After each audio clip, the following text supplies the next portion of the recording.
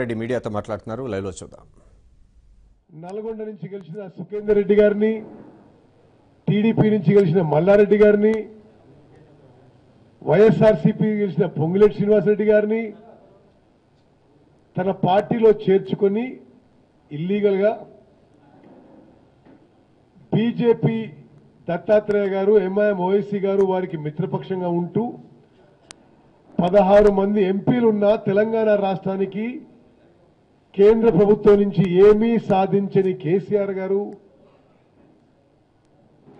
TRS పార్టీకి ఈసారి parliament ఎన్నికల్లో ఓట్లడే అర్హత లేదు అని ఒక స్పష్టమైన సందేశం తెలంగాణ ప్రజలకు ఇవ్వదలుచుకున్నాం.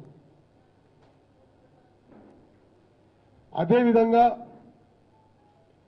కేంద్రంలో ఉన్న బీజేపీకి మిత్రపక్షంగా ఉన్న టీఆర్ఎస్ పార్టీ ఈ రోజు ఏదో ఎన్నికలు వచ్చినాయని చెప్పి మళ్ళీ ఏదో మాట్లాడే ప్రయత్నం చేస్తున్నాం. కానీ మేము తెలంగాణ ఓటర్లకి గుర్తు చేయాల్చుకున్నాం. భారత రాష్ట్రపతి ఎన్నికల్లో ఆర్ఎస్ఎస్ బ్యాక్గ్రౌండ్ ఉన్న రామ్నాథ్ కోవింద్ గారు భారత రాష్ట్రపతి కావడానికి కేసీఆర్ గారు ఓటు వేశారా లేదా?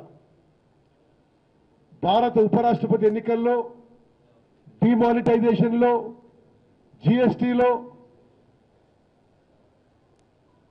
రాజ్యసభ డిప్యూటీ చైర్మన్ ఎన్నికల్లో, లోక్సభలో అవిశ్వాస తీర్మానం సందర్భంగా టీఆర్ఎస్ పార్టీ బీజేపీ పార్టీకి బహిరంగంగా మద్దతు పలికిన విషయం, మద్దతు పలికిన తెలంగాణ రాష్ట్రానికి ఏమీ ప్రయోజనం చెందని విషయం తెలంగాణ ప్రజలకి, ఓటర్లందరికీ కూడా మరోసారి మేము గుర్తు చేస్తున్నాం.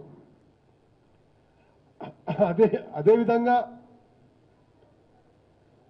మిత్రపక్షంగా ఉన్న బీజేపీ నుంచి తెలంగాణ బిల్లులో చట్టబద్ధత ఉన్న కాజీపేట్ రైల్వే కోచ్ ఫ్యాక్టరీ అసలు దాన్ని ఊసే లేదు. బయ్యారం స్టీల్ ఫ్యాక్టరీ సాధించలేకపోయారు. గిరిజన యూనివర్సిటీ గురించి వీళ్ళు మాట్లాడరు, వాళ్ళు మాట్లాడరు. గతంలో మంజూరన్న ఐటీఐఆర్ రద్దయిపోయింది. కేంద్రం నుంచి ఒక ఇరిగేషన్ ప్రాజెక్టుకి జాతీయ హోదా సంపాదించలేకపోయారు. అన్ని విధాలుగా వైఫల్యం చెందిన టీఆర్ఎస్ పార్టీకి పార్లమెంట్ ఎన్నికల్లో ఓటు వేయడం వృధా, అది మోరీలోనే ఓటేసినట్టుందని చెప్పి కాంగ్రెస్ పార్టీ తెలంగాణ ఓటర్లకు మనవి చేస్తున్నాం. మేము స్పష్టమైన హామీ ఇస్తున్నాము. తెలంగాణ ఓటర్లు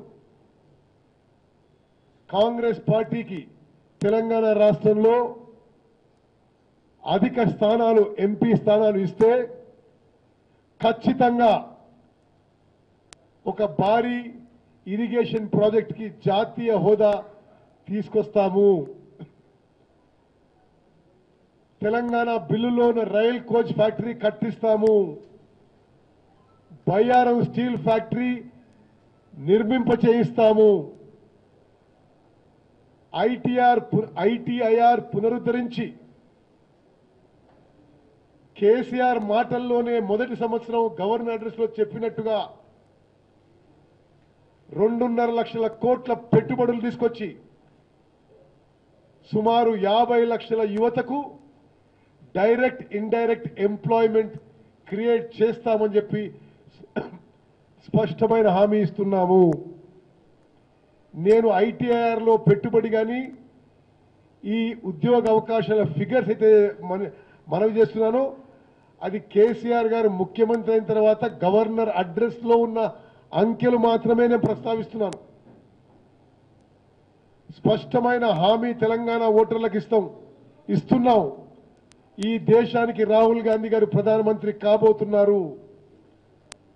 రాహుల్ గాంధీ గారి నాయకత్వంలో ఏర్పడబోయే కేంద్ర ప్రభుత్వం నుంచి తెలంగాణ రాష్ట్రానికి, తెలంగాణ ప్రజల అవసరాలు తీర్చే విధంగా తెలంగాణ కాంగ్రెస్ పార్టీ నుంచి ఎన్నికయ్యే ఎంపీలు ఒత్తిడి తీసుకొచ్చి సాధిస్తామని చెప్పి మనం చేస్తున్నాను.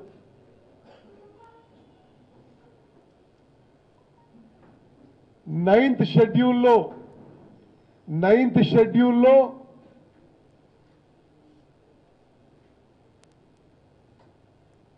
తగిన చట్టపరమైన చర్యలు తీసుకొని గిరిజనులకి వాళ్ళ రాజ్యాంగ హక్కు అయిన జనాభా ఆధారంగా పాపులేషన్ పర్సంటేజ్ ప్రకారం రిజర్వేషన్స్ కల్పిస్తాము.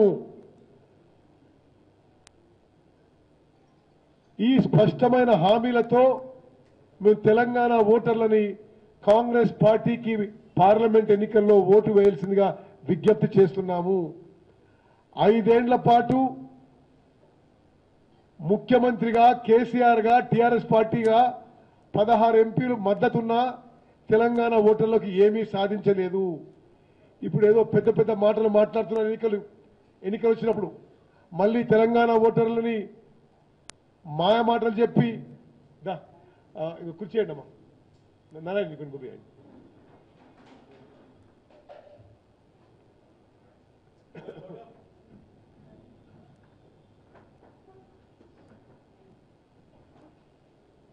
చాలా స్పష్టంగా నేను మనవి చేస్తున్నాను. పార్లమెంట్ ఎన్నికల్లో టీఆర్ఎస్ పార్టీకి ఓటు వేయడం ఓటు వృధా అవుతుంది. ఓటు మోరీలో వేసినట్టే. ఈ 5 ఏళ్ల ట్రాక్ రికార్డు ఉంది. 2014 నుంచి 2019 వరకు 16 ఎంపీలు వాళ్ళ పార్టీ వాళ్ళు కానీ మద్దతున్నా టీఆర్ఎస్ పార్టీ ముఖ్యమంత్రిగా కేసీఆర్ ఏమీ సాధించలేకపోయారు.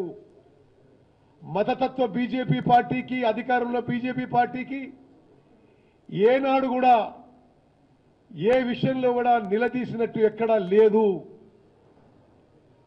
తెలంగాణ బిల్లులోని అంశాలు కూడా కేసీఆర్ గారు సాధించలేకపోయారు.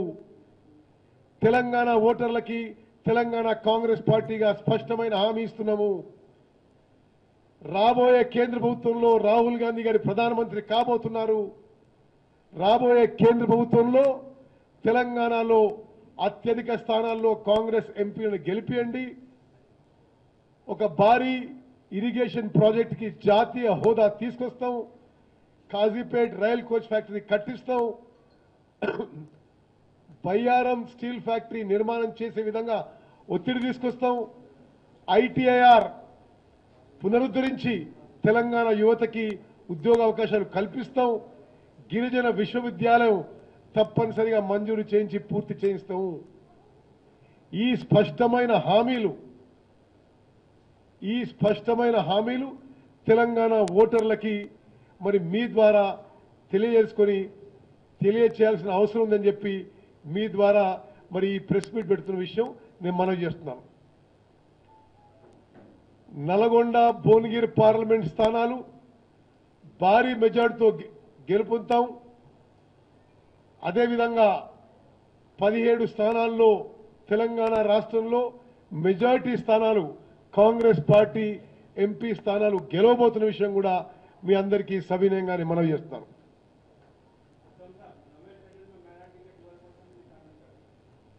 जरूर साहब, माइनॉरिटी रिजर्वेशन के लिए हम अपनी पूरी कोशिश करेंगे. मैंने जो पहले जो बात किया था, हमने स्पष्ट रूप से अश्योरेंस दे रहे हैं कि आप एक विषय आप सोच लेना. जब ये केसीआर साहब ट्राइबल्स और माइनॉरिटी रिजर्वेशन के बारे में बात किए थे, असेंबली में ऑन रिकॉर्ड बात किए थे,